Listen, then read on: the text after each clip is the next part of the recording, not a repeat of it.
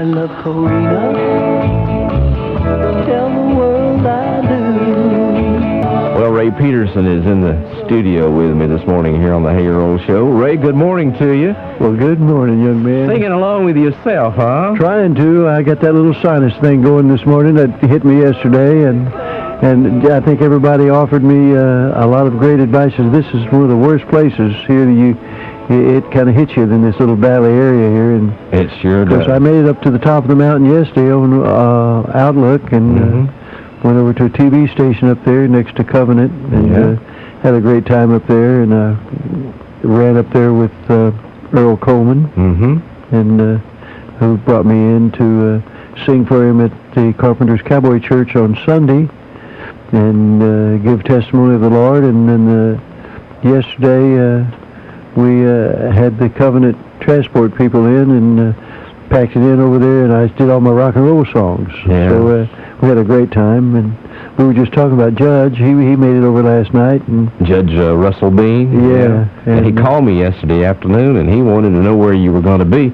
See, those of us that are right around 50, 55, 60, we remember you well. Well, God bless you. Thank you very much, all you whippersnappers. God bless you. Get out of the woods, Peppino. We'll be all right. There you go. There you go. Do a little Walter Brennan, well, it's a little early this morning, and Walter Brennan's got sinus problems, too.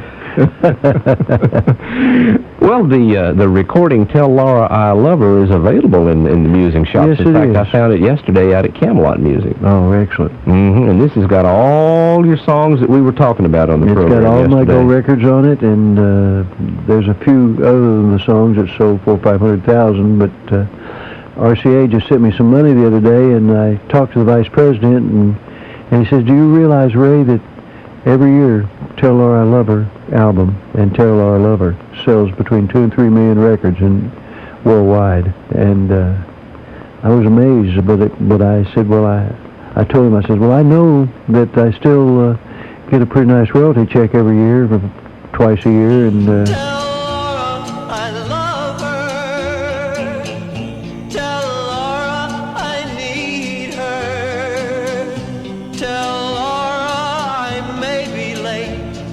something to do that cannot wait. It's exciting that I'm still around. I guess I really am. They've been talking about survivors. I really am one. Tell us about your bout with polio. Well, I was almost 15.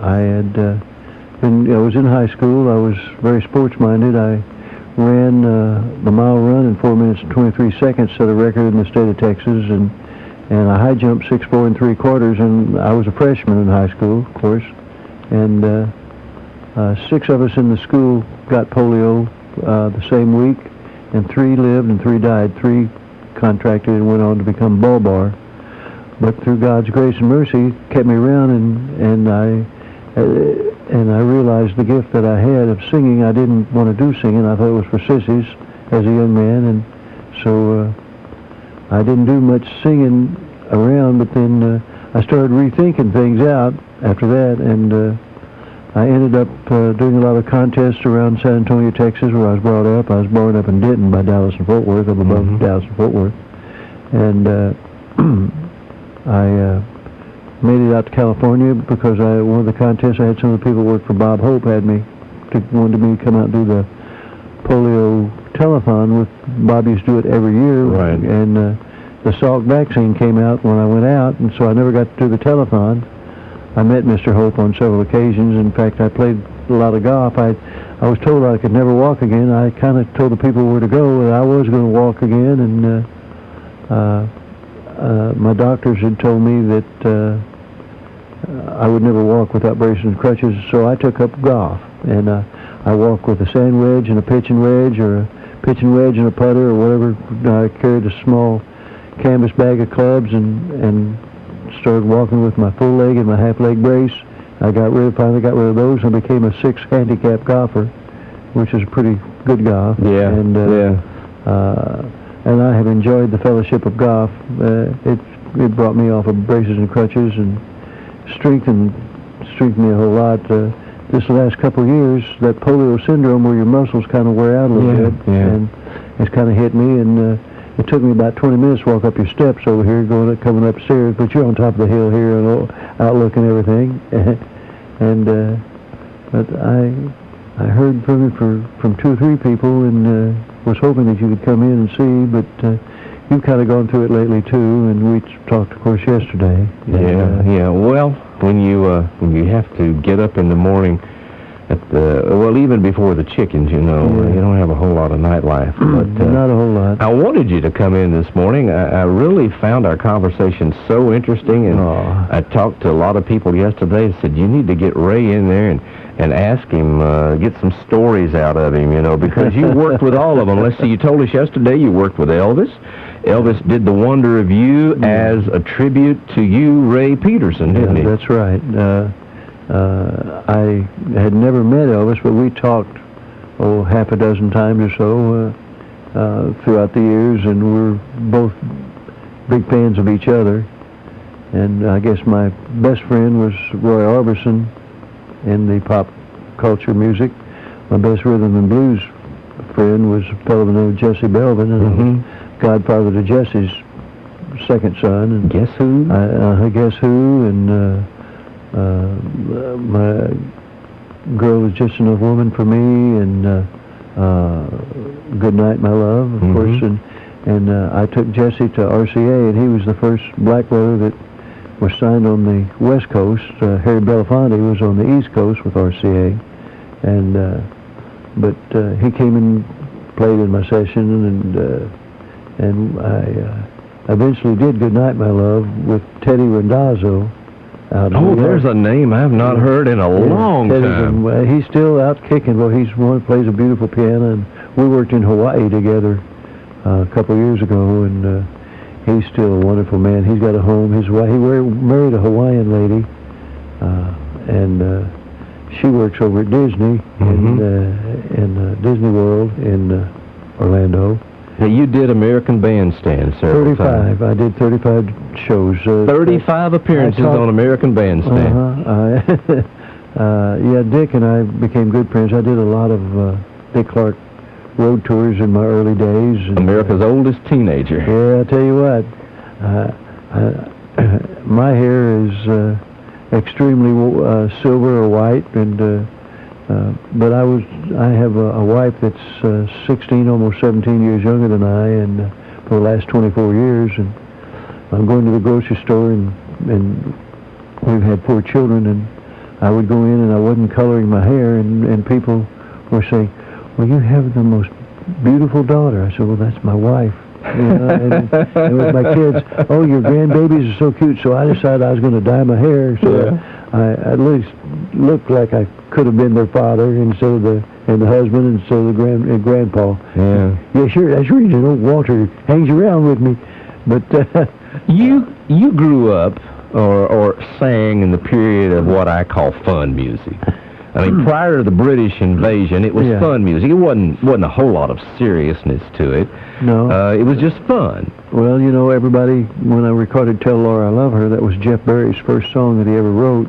He wrote Chapel of Love. He wrote Going to the Chapel and we're... In fact, I just did a big television show. It's coming out now on National Public Television. And we did... a wonderful production company put it together in Santa Barbara earlier this year, and it was a great experience. Brian Wilson was there. Mary Wilson of the Supremes was there. She sings so great, and the Crystals and the Dixie Cups and on and on. And of course, Jeff has probably had 19 top 10 major hits, and he's a legend. He's about 6'3" fella. Excuse the sinuses coming back on me. Excuse me. They're used to that because I suffer with that problem. So the listeners, they're used to Hi there, folks. Come on in, Luther. Come on. Luther, I want you to meet Ray Peterson. Hello. This gentleman, Ray, has been on the air in this city for 60 years. 60 years. Luther Massengill, been on WDEF, and they call him the Godfather of Chattanooga. He knows everybody. wonderful person, very... Ordinary person. Yeah. Well, I resemble that remark in some ways, but if I talk about it too much, that means that was a lie right off the bat. 38 appearances with Dick Clark on American Bandstand. Sold 160 million records. Can you believe that? 160 million records. Your phone, you didn't answer, and they called on my side. The drugstore called, said they did not have Preparation H and 55-gallon drums, but they could give you, what's the matter? But they could sell you a case of the two. We do each other. Thank you very much. It gave me a numb tongue when you talked about it.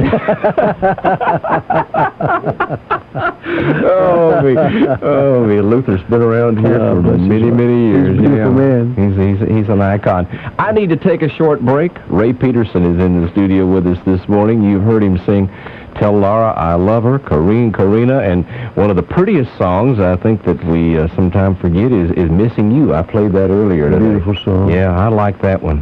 One of my favorites besides Good Night, My Love is The Wonder of You that Elvis did. And yeah. Of course, he and I both have sold over 15 million records, and it's now his biggest ballad hit he ever had. And I was so proud. And I love his singing anyway. He did Elvis' type, and of course I did my type of singing. Ray, you did Fever. Now, I'm going to be honest with you. I don't remember you doing Fever. Well, of course, I was too young. Yeah, grammar school maybe.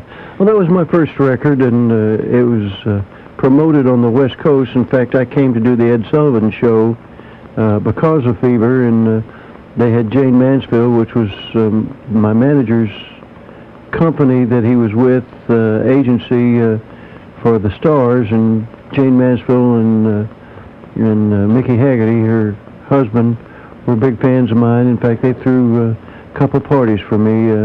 One of them in Las Vegas. It was just wonderful because they were big fans and lovely people. And of course, I met Robert Stack and Pat O'Brien and George Saunders and Linda Darnell. And of course, some of you young whippersnappers out there don't remember that. But well, I know about half of those. Yeah, but Linda Darnell and a bunch of the folks. And of course, I became acquainted with Mr. Bill Shiffrin, and we were good friends. And he helped me a lot in the beginning of my career, and got me on Ed Sullivan. And there comes Racehorse Ray Peterson, ladies and gentlemen, creating the Fever with his high octaves.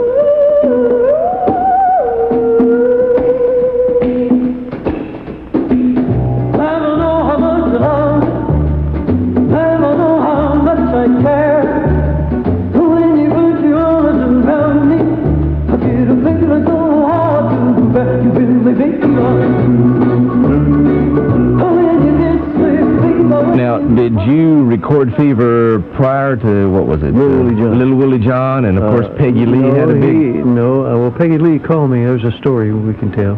I want to hear it. All right.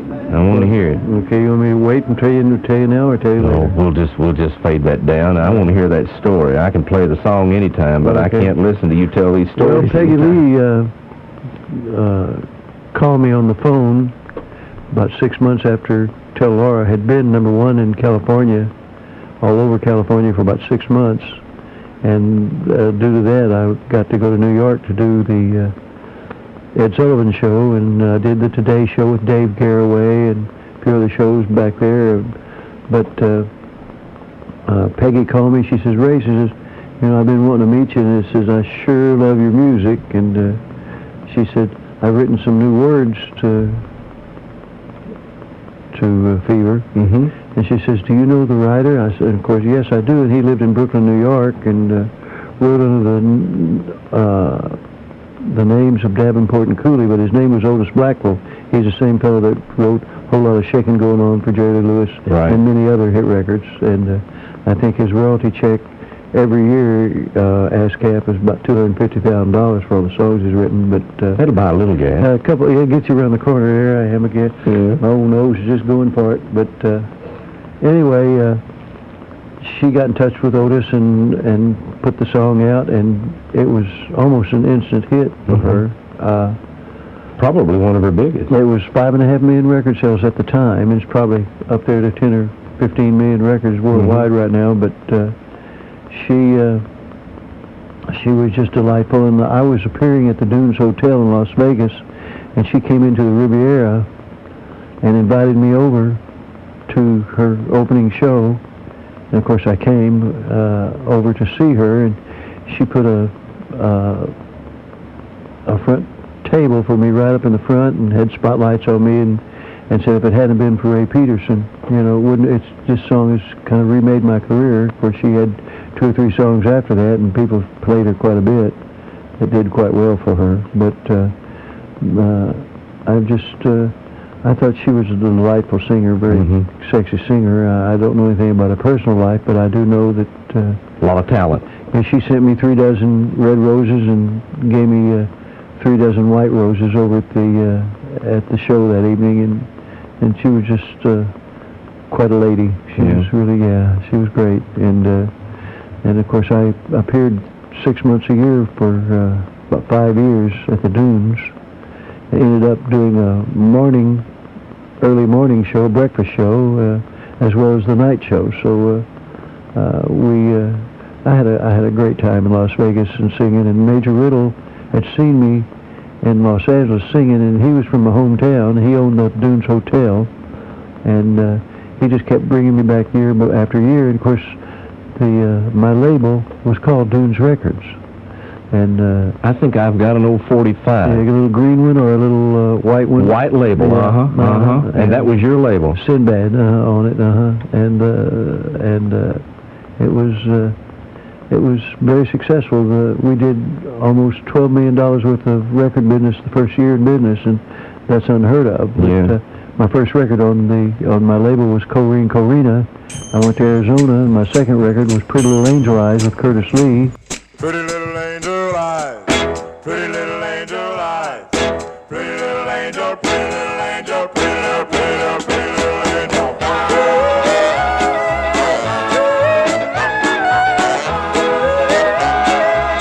Pretty, pretty little angel eyes. Angel eyes, I really love you so. Angel eyes, I'll never let you go. I found him brought him to New York. I brought Boyce and Hart, Tommy Boyce, and of course they went back and started working for Screen Gems and Last Train to Clarksville and Peaches and Cream, and they had many other hit records that they either wrote or sang themselves. What was the song? In a little cafe on the other side of the border. Come a little bit closer. Come a little bit closer. He wrote that. And just some great music. Tommy had some personal problems, and on Thanksgiving about 3 or 4 years ago, he came to Nashville to his girlfriend's house, and she went out to get some groceries, her and her mother, and he killed himself. And I don't know why, but it kind of saddened me because I hadn't really got to talk to Tom, and I really loved the man. He was a special fella. He had a great gift, and you know, all kinds of stories. You know, you were telling me a few minutes ago that Dale and Grace live here in Chattanooga. Yes, they do. I didn't know that. Yeah, they're here, and they came over to the show last night, and I got them up, and they just we had a little good country band. They got up there and did a good job on their biggest hit record. I'm leaving it up to you. I'm satisfied. What are you gonna do? I'll have to find that one and play it. I've got that somewhere. Yeah, I'm sure they'd come down and be with you here. They're just very open, precious people. And I've known Jimmy Dale for, oh my goodness, I guess 10 years now, and he's been delightful. And of course, Grace Satterfield had her own business. They had been out of business for a number of years doing other things with their life, and I think Jimmy Dale is an engineer, been working for some companies here in Chattanooga for quite a long time, but Dale sold her bridal business in Atlanta and moved here, and she looks young and pretty. I mean, she just really looks great, and is a pretty lady, and Jimmy's got that white hair. He's tall and skinny as a weed, and he's just a very sincere fella. You talk to him, and he's outgoing. Did you ever work with Como or Sonata? No, but Dean Martin? No, I didn't. But Frank Sinatra used to come to all my shows because he worked at the Sands. Like Nat Cole was a good friend of mine, and Nat told me, he said, Ray, one time, he said, Ray, if you'll have patience, you'll be one of the biggest singers in the world, because I recorded his song "Answer Me, Oh My Love," and he told me it was originally a Christian song called "Answer Me, Oh My Lord," and a song of repentance, and I recorded it. He fell in love with me after that, and he came over all the time, and I'd go back over to his shows, and in fact, I have a neat little story to tell about one of the songs that I do quite a bit, and I did on my show for years ago. There was a blind man that used to set up in front of a Woolworth store on Houston Street in downtown San Antonio, and he'd play his guitar, and he'd sing songs, and people would give offerings and buy his pencils and periodicals that he would sell, and he told me one time I'd go there and I'd sing with him, you know, and my mom always said I never knew a stranger, and I just reached out to him, and that was back in the days that, you know, a bunch of us were rednecks, and we wouldn't hang out with the black brethren and sisters, and but this fellow was a black man, and he was blind, and he sang a beautiful song, beautiful voice. He needed a friend. And, well, we all need friends. And anyway, he told me one day he was going to be a big star one day. And I said, oh, yeah, I was still a teenager. I had never recorded or anything, but I just loved singing with him and getting down there and fellowshipping with him. Uh-huh. And he, years later, I went over to one of Nat Cole's shows, and I heard this beautiful voice coming from the lounge, and I walked in there, and there that man was in a tuxedo, standing up there singing a song with an orchestra who was there, and blew me away. And he said he had remembered me from the Texas days. Yeah, the Texas days. And he was a little, I think he was from Louisiana or Arkansas, someplace. Yeah. But anyway, he said, you know, he paid for his own recordings, and he had one of the first person that recorded Unchained Melody, Al Hibbler, and After the Lights Go Down Low, Baby. There'll be no, and what a gentle one. In fact, I understand that he's still living. I don't think he's performing anymore, but he's on. He's not ready to go yet. Did you ever work with Roy Hamilton? Oh, yeah. Roy Hamilton was wonderful. He was wonderful, folks, and wonderful. You'll Never Walk Alone, one of the prettiest songs he ever recorded. I still do it from time to time as a closing song, if I don't do Good Night, My Love, or one of my other hits, and it's just, it's a great song, has a great message, and I relate to it because it's been part of my life, because I've been told that I couldn't walk, and I've been an overcomer, and I'm very fortunate, and I've got a lot of grace and mercy in my life. I've got a wonderful family. 24 years. I was married for 13 years. I had 3 children, and I have 4 by my wife, my forever wife. And she's a great, wonderful lady, and takes good care of the skinny kid here. And I'm not that skinny. I'm 170 pounds. I used to be 6 foot now. Well, I'm an older teenager. I'm 5'11" now. But, my guest this morning is Ray Peterson. I need to take a little break, and then we will be right back just after 9:30. This is AM 1310 WDOD Chattanooga. You're listening to the Hey Earl Show. That's the wonder of you. The Wonder of You by Ray Peterson. You were telling me yesterday that song was originally written as an inspirational song. Yes, that's right. The fellow that wrote it, I got to go to his home, Baker Knight. He's in Montgomery, Alabama. And we're sitting talking about all the old songs, and he'd written me several more songs, of which I'll be recording again soon. And he wrote a song for my daughter. He had a daughter with the same name, born the same day as my daughter. And my daughter and his daughter were good buddies when they were kids.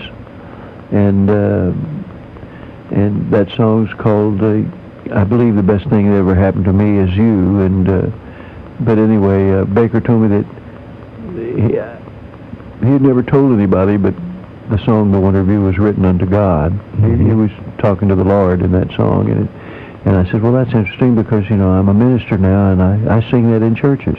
And not knowing it, but I just loved what it had to say, and the positive message. Positive message, and it's just very loving and caring, and talking to the love, your lover. You know, of course, I sang it to the pretty women in my life, and but yet today I sing it to the Lord when I sing it a lot, and so it's an interesting, very wonderful song, and for Elvis to have done it. And well, now how did Elvis get interested in that song? Well, you know, I don't know. I guess he heard my music because he was a fan of mine, and I was a fan of his songs, and he wanted to do several of my songs. I understand he's done 3 of them that I've had hits with.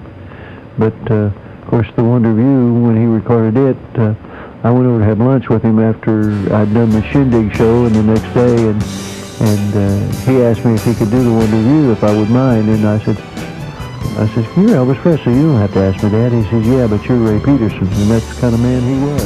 When no one else can understand me, when everything I do is wrong,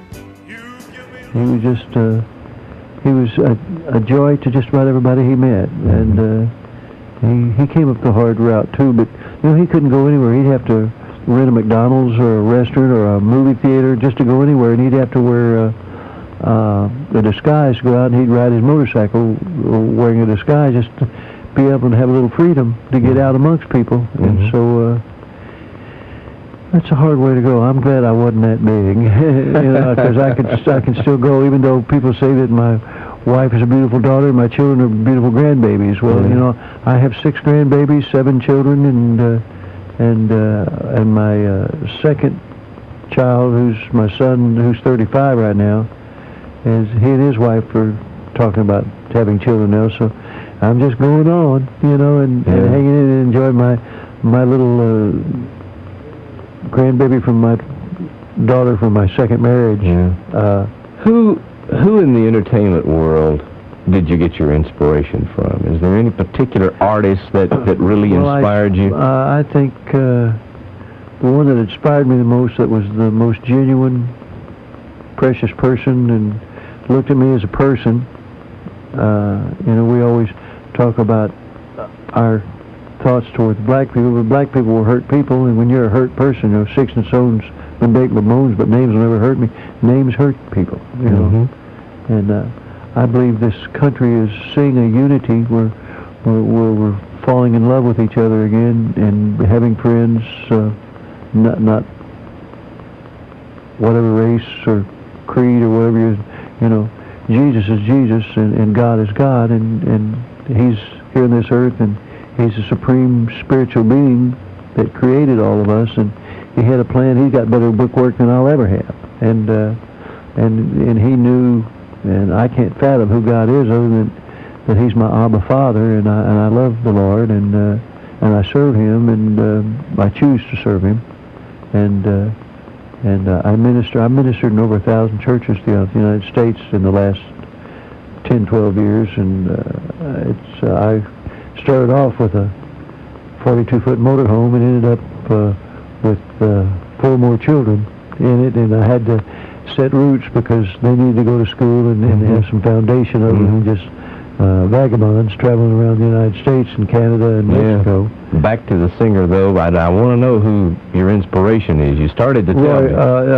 Well, I have 2 people. I think Roy Orbison and Jesse Belvin were the most humble, gentle, loving beings that I knew. Of course, you know, you have a wonderful man here in town by the name of Fred Cash, and of course, I've heard the name. Mayfield, and I've heard the name Fred Cash. The Impressions, and a couple of the originals are still doing it. They're out there doing a wonderful show, and they're just really gentle, loving men.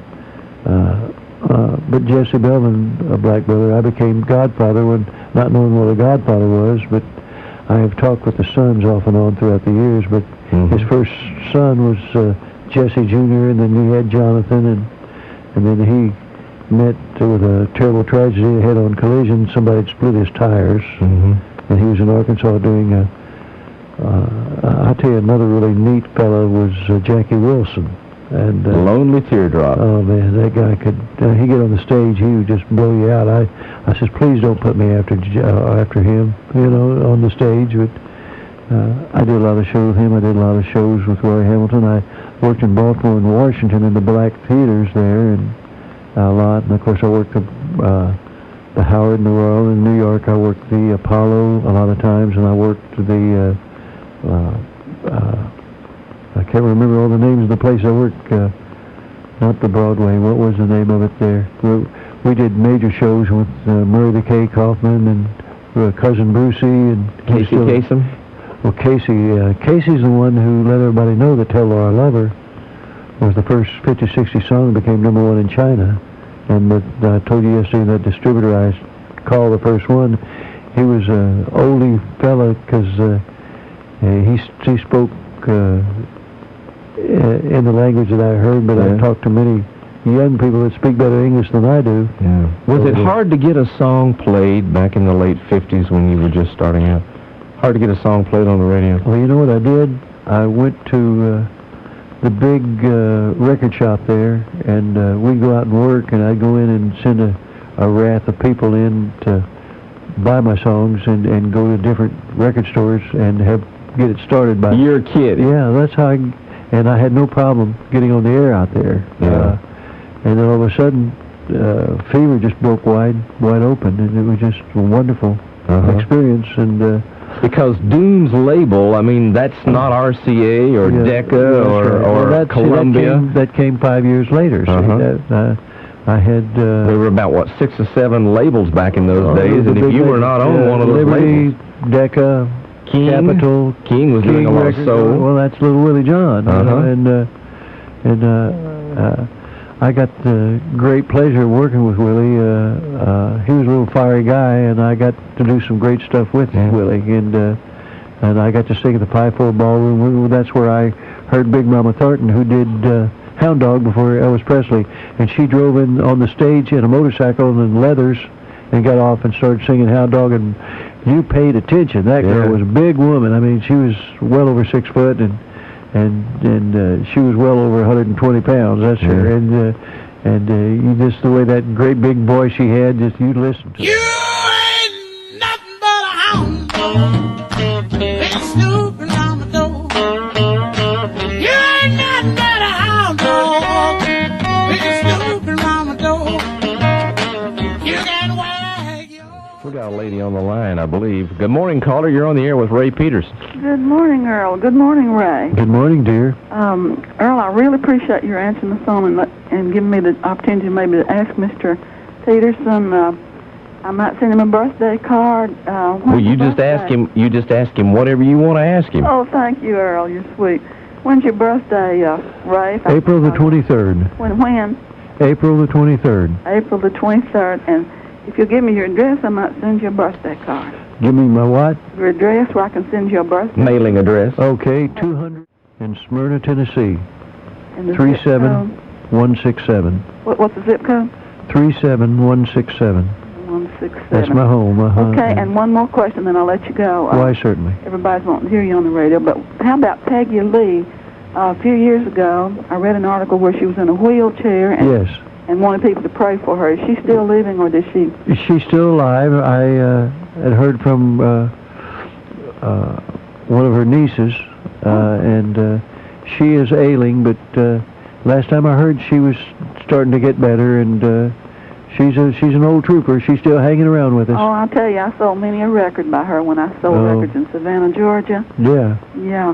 And, hey, I won't keep you there because people are waiting to hear you talk some more, and you just keeping on with your wonderful talents the Lord gave you and bringing souls to Christ. Well, I thank you so much. It's a great blessing to serve my Lord, and I really do it. You know, I try to keep one separate from the other, but, you know, I've got to talk about Jesus and the things of God because he's the most real person that I know. He's been an inspiration, talking about inspiration to my life because, you know, the Word works by works for those who work the Word by works, and you have to have at least a mustard seed faith and plant some seeds out there in order so they may grow, and so that's what I've been doing for the past 24 years, I've been doing a lot of churches and a lot of ministry and been involved in some wonderful ministries. And I was, for a couple of years, working with Benny Hinn in Florida, and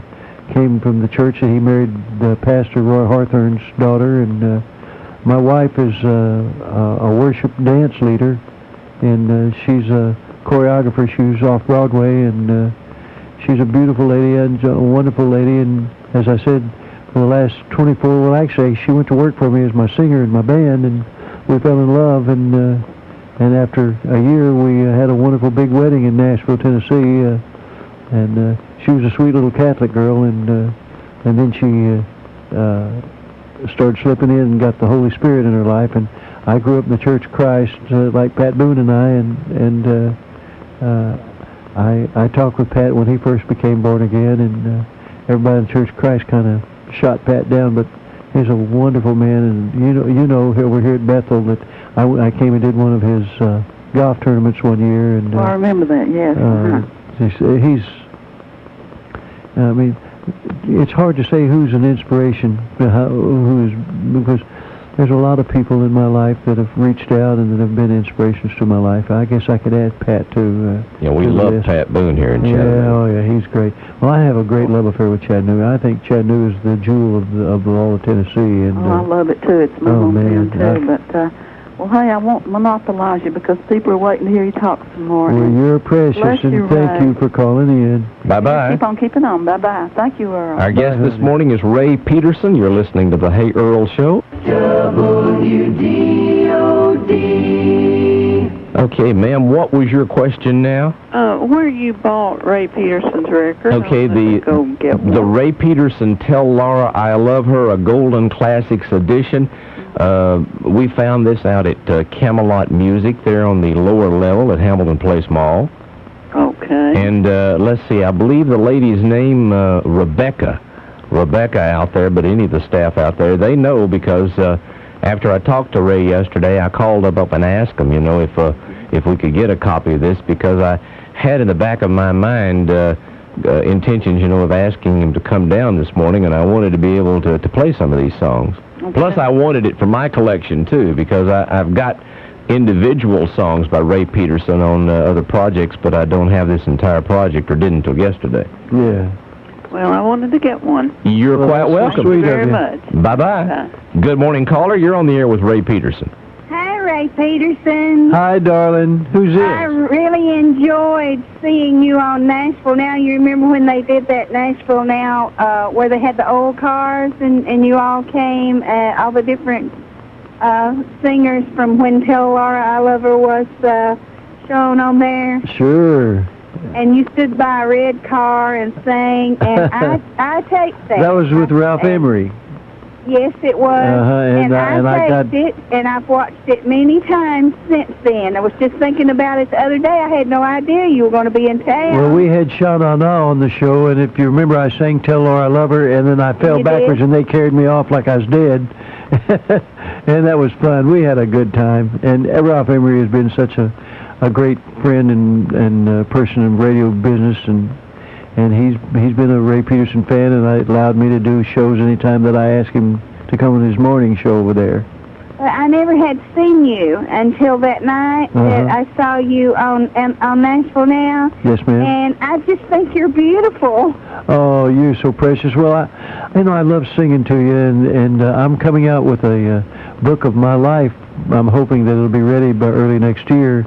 It's called Ray Peterson for the Love of People, and that's, my mama told me I never knew a stranger, and I've just kind of followed on with it and telling a lot of these tales, because I got a lot of stories to tell. I started singing when I was 15 years old, and I'm celebrating my 50th year in the music business, so I'm 65. I don't look 65, but I'm not an old man yet. I'm still out there kicking pretty good. Well, I know I certainly did enjoy, seeing you and hearing you, and I like your music, and you have such a beautiful voice. Thank you so much. I appreciate it. I'm on the way to the hospital for my husband is ill, and I'm on the way to the hospital, and I just turned my radio on to listen to on the way to the hospital, to the cancer center, And I said, Ray Peterson! Oh, wow. I was so pleased. Well, you know, I'll just say this for your sweet husband, that God's promises for that would be this, and that he says that we should prosper. He wants us to prosper and be of good health. And Jesus took the stripes on his back for us, for our infirmities, and I pray that your husband gets well and so he can come back and hug on you a lot. I don't know what the situation is, but my Lord is the real doctor. Well, your Lord is my Lord, Ray. Oh, isn't that wonderful? Yes. Thank you, Jesus. Thank you for calling us. Okay. Bye-bye. Bye. We're going to try to play a song. Tell me about this song. I believe the title is Marianne. Yes, it's. I've recorded a brand new album. I've re-recorded some of my old songs. Of course, I wanted people to see that I could still really sing a song, and several songs on that album are just wonderful. But this is a song I think I'm coming off with as a single off of the album, and title Marianne. Marianne.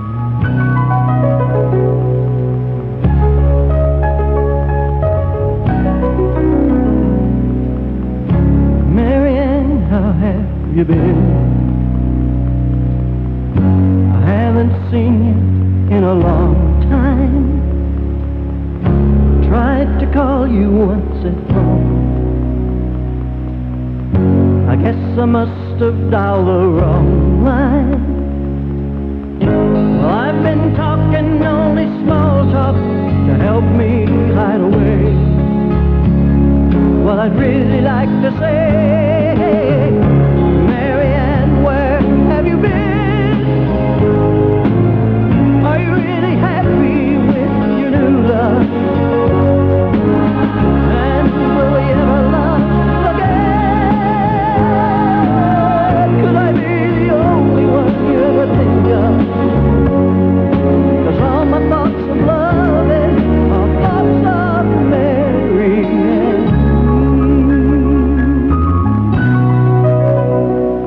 When is this supposed to be released to the public, Ray? I'm leasing it with a company out of Florida. They're going to release it worldwide for me and do some videos yet on them, and it should be early next year, hopefully. Good love song.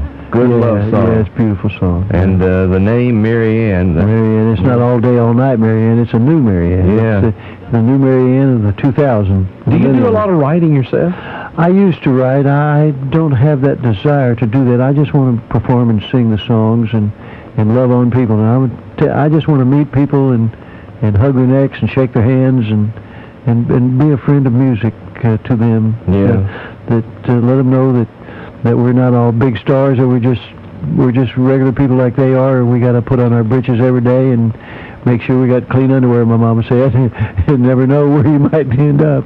And your address is Ray Peterson, Peterson, 200-167. Yeah, I can send them some cassettes or CDs if they want to write me, and because I have some of them right now because I own the master, and I've been taking these songs when I go and perform. Mm-hmm. And, I ran out of CDs, but I'm planning to pick up another 500 real soon, and I'll have them and I'll send them to them, and they'll save a little money getting by them for me. And if you want to get the CD, Tell Laura I Love Her, they do have this CD, or can get it at Camelot Music. See Rebecca out there, and she'll take care of you. Yeah. Well, I certainly appreciate you coming down and sharing an hour with us. Thank you so much. Yeah, we've been hanging out pretty good, haven't we? Yeah, really enjoyed it. Snotty Nose Peterson came to Chattanooga. Yeah. And anytime you're in town, just give us a call. Well, I thank you, and I'm looking forward to coming back more often so that I can